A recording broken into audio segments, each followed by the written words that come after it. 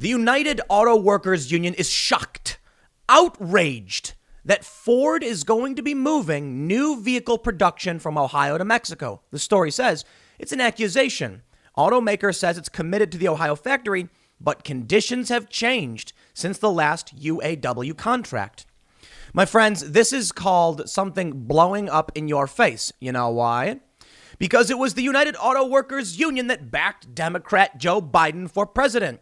And it was Donald Trump who was holding back the floodgates. It was Donald Trump who was telling the auto industry, you gotta bring the jobs back to America.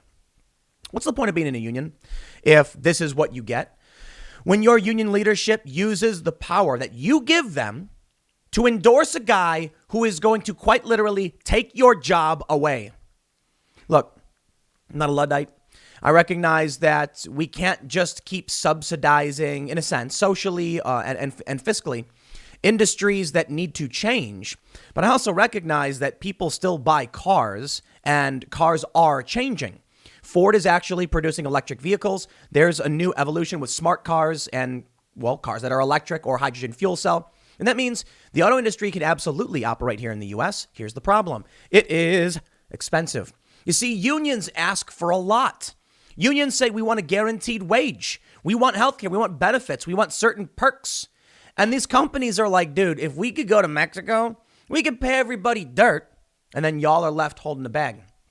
Well, now that Trump is out of the way, thanks to the United Auto Workers as well as the Pipe Fitters Union, now these companies have a clear path. You see, it was Donald Trump that was threatening them with massive tariffs. And it was year over year. Trump kept saying, you do this, no one will ever buy your car again. It's amazing. All these things they said about Trump, that he only cared about himself, that he was bigoted. And it sure looks like Donald Trump cared a whole lot about the American people and not so much the profits of multinational corporations. It's not just about the UAW. It's also about the Pipe Fitters Union. Pipe Fitting Union backs Biden despite his vow to stop the Keystone XL pipeline. Now we have from Fox Business, just 15 hours ago, Biden admin to be sued by red states over revocation of Keystone XL permit. Suit argues president lacks the authority. So you mean to tell me you're in a union, Pipe Fitters Union, and Joe Biden's like, I'm going to end your jobs. Listen up. We're going to ban fracking in federal land, shut down Keystone Pipeline. And you're going like, that's exactly what I want, considering I work on the Keystone Pipeline. Now your job is gone. Now, listen, I'm not here to stand for the Keystone Pipeline. There's a lot of arguments about it. There's questions over whether or not it is more environmentally friendly than freight transfer of petroleum or crude oil. I don't know. That's why I'm not focusing on the ecology aspect of this or the environmentalism. More so, the workers, the working class, the laborers who are looking to have their jobs and their rights protected.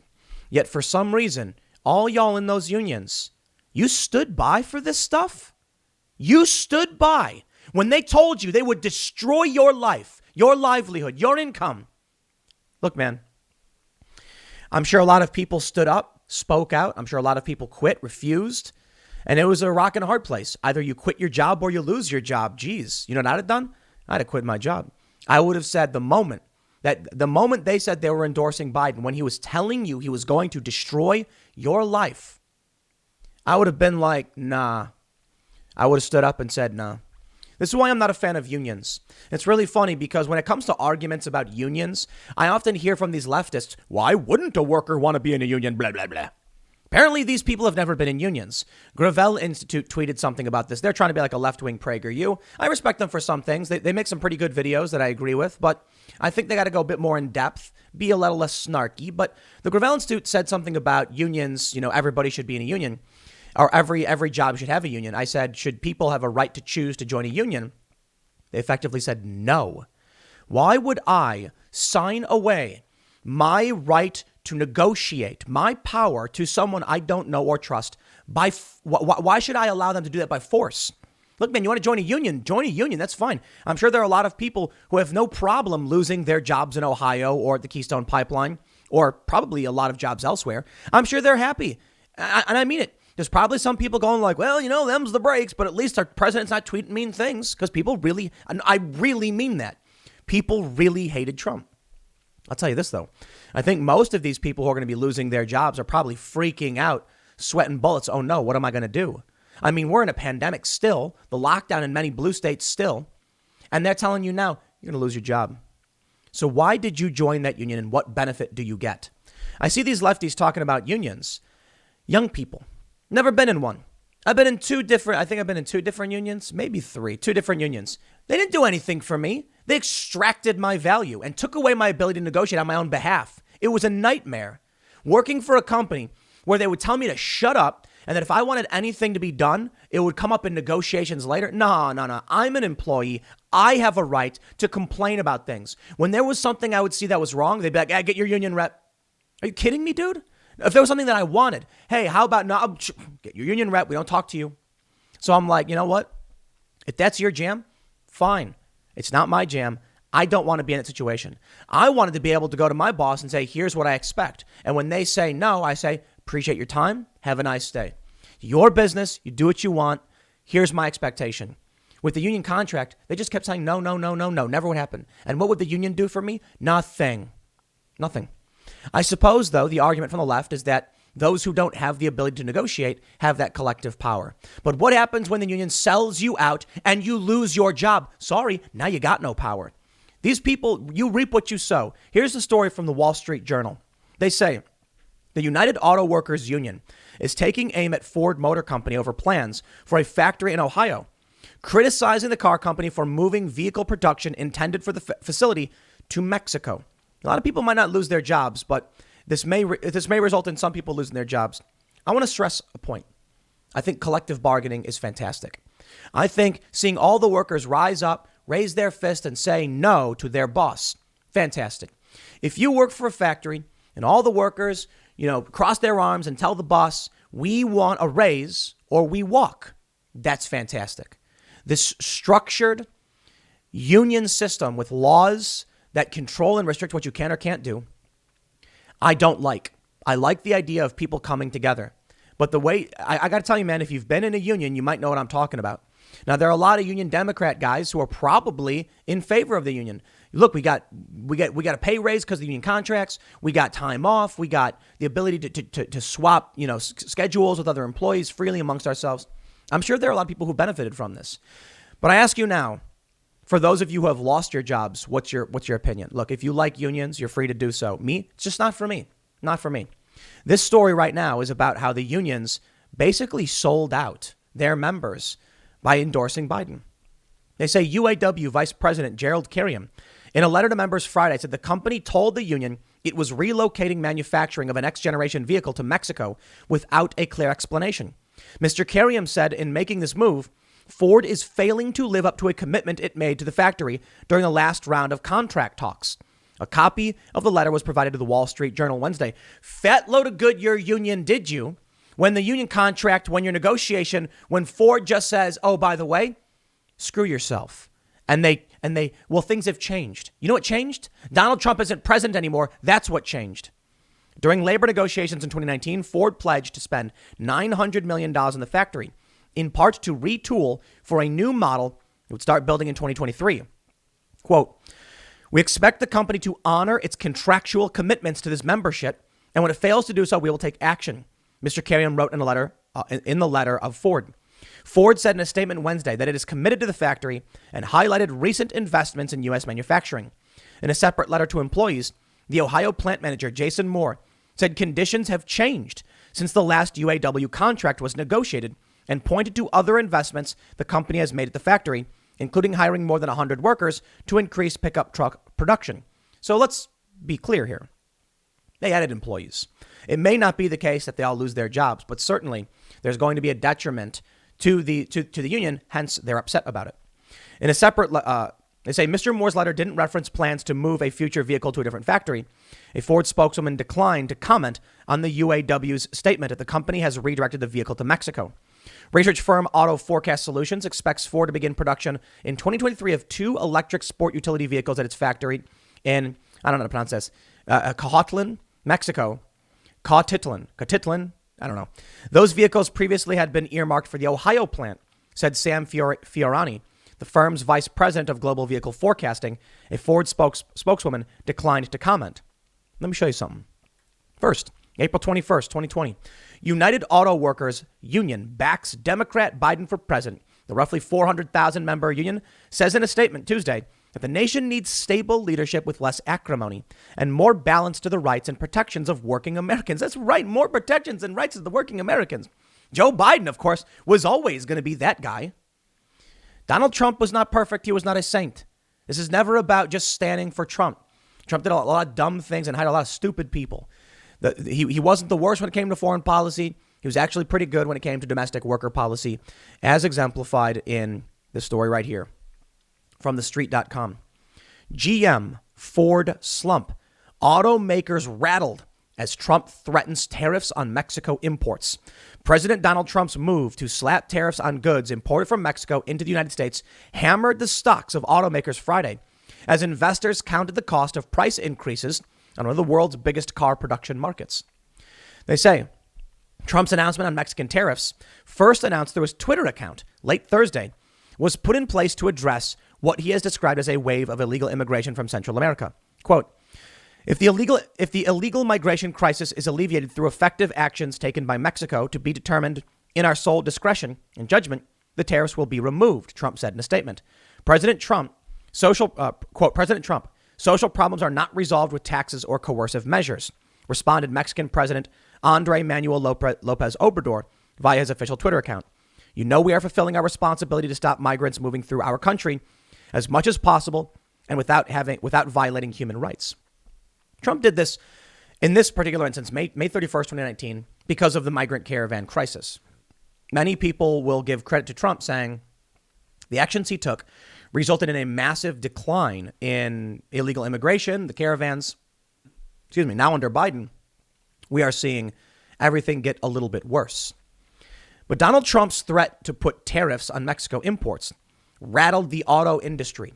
And they knew there was a risk under Trump, be it because of illegal immigration or because he was protecting union workers, that if they started production in Mexico, they would see a massive loss of profit, or quite honestly, people might not even want to buy their vehicles. I bring you now back to 2016. For those that aren't familiar, Michael Moore says Trump is a human Molotov cocktail supporters get to throw. People are upset. They're angry at the system, and they see Trump. Not so much they agree with him, but they see him as the human Molotov cocktail that they get to toss into the system with Brexit and blow it up. The Fahrenheit 9/11 director explained that Trump's ideologies don't fall under capitalism, socialism, or even democracy.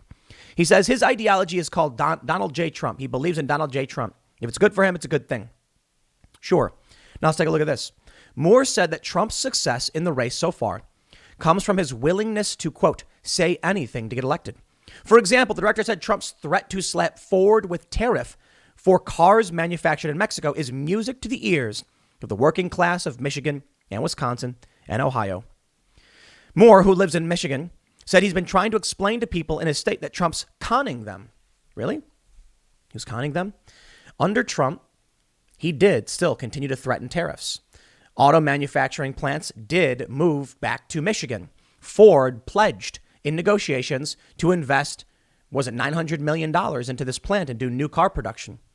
The moment Trump is gone, it's not even been 2 months. The seat did not even go cold. Or I should say the seat's not even warmed yet. And already these plants are saying, we good. There's profits to be made, baby. We want to maximize the amount we can extract and put in our pockets. And that means for the auto manufacturers and for the union workers, be it pipelines, be it whatever, it is better for these companies to have cheap Mexican labor with no human rights, with no wage guarantees, with no health care. Relative to the United States, I'm sure they have some guarantees. Then think about it this way.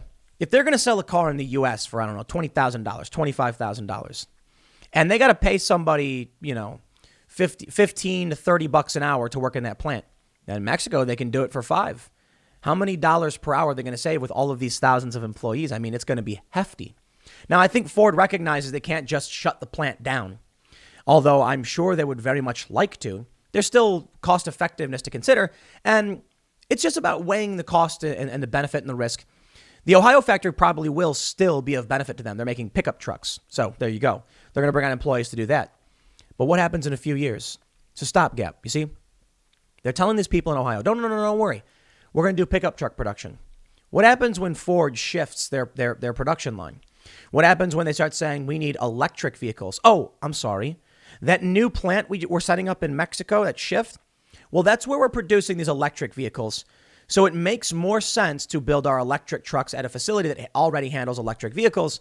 Sorry, Ohio. We're shutting you down because what you make is obsolete. Then you're going to have everyone screaming about climate change and emissions, and these union workers will be left holding the bag. They're going to say, you just want to make gas guzzling, carbon emission vehicles. You guys are wrong. And then you won't have a job anymore. Then your town will start falling apart. There will be no money circulating through your economy. And there you go. That's why I think local currencies are interesting, because the way we're moving now, I mean, this big plant leaves, that town just basically falls apart, these cities. But let's talk about what happened with the pipe fitting union. Pipe fitting union backed Biden, and now his admin is being sued because they're arguing he didn't have the authority to do it in the first place. It's interesting.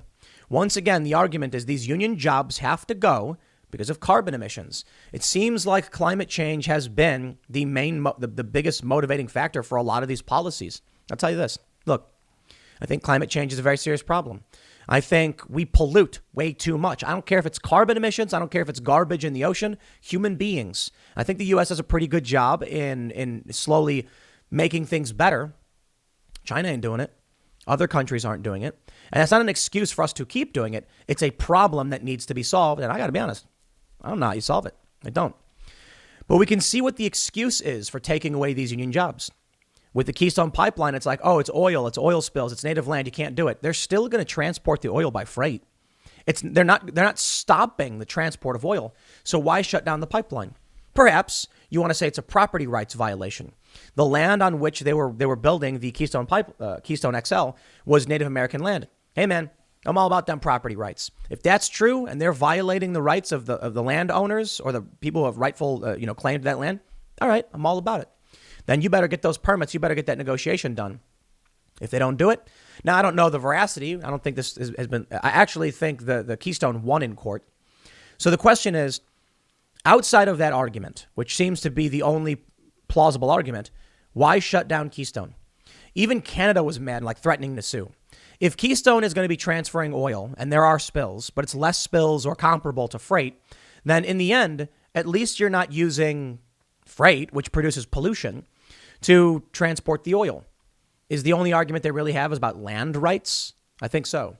And I think the reason is obvious, because the Keystone probably makes sense in many capacities.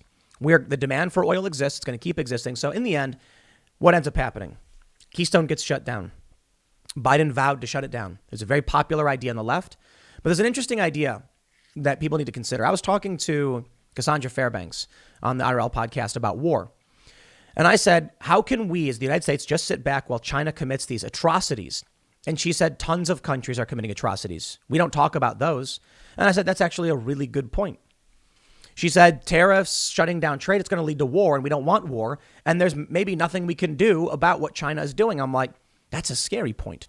Maybe outside of China for sure, but inside of China, what do we do? The point being made here is, aren't there other things going on of comparable problem? Why are we so focused on this one thing? And I thought, it's actually a really interesting idea. Is there a reason why we're so hyper-focused on Keystone? Is there a reason why we're so hyper-focused on climate change? There are certainly other problems affecting the world, but it's what the media basically says. Now, you have a lot of people who are going to reap the rewards of paying into a union that supported a president that would take their jobs away. So be it. That union will lose membership. They will lose employees. They're freaking out about it. So what? It's what you wanted. You expect me to stand up now and defend you when you advocated for this? I'm not going to do it. Now, the union worker who didn't agree with it, I got your back to the best of my abilities. And it's not saying much. I'm just here saying, hey, good luck, I suppose. But I'll tell you this. As much as I would like to get the back of those union workers who lost their jobs, if you choose to be in a union, that means working these jobs because technically you don't got a choice. And they're taking your money, and your money is empowering these people who would stab you in the back at a moment's notice. Too bad. Too bad. You know why? When that union guy came out and said, I'm going to endorse Biden, and how many of these union workers were Trump supporters? Maybe not all of them, maybe just enough. Imagine if all of them said, then we quit now. We're quitting now before it's too late. Imagine if they lost 10, 20, 30,000 union members after making that announcement. Oh, they'd panic. They would rewind. They would say, no, we're losing money. They'd panic. That's not what happened, though. The union workers said, I don't know, whatever, I'll mind my own business. And now you lose your job anyway. And now they're panicking, but it's too late now. People don't think for the future. They don't plan for the future. Short-term gains. Orange Man was bad. Tweeted nasty things. We need real leadership. But real leadership was promising to shut down your job, dude. But you know what, man? Look, there you go. I think it's funny the left claims to be in favor of the unions, but they're also going to be celebrating this. The cars that are being made by Ford, they're going to keep making them. They're not stopping, so the pollution will still exist. I don't know what the benefit the left sees they're getting from a Biden presidency other than union jobs being destroyed. But I guess they're not the party of working class of unions. So there you go. The Democrats have become the party of constructivists and establishment elites' corporate power. And that's been true for some time. So in the end, what should I say? You reap what you sow. I'll leave it there. Next segment's coming up at 1 p.m. on this channel. Thanks for hanging out, and I will see you all then.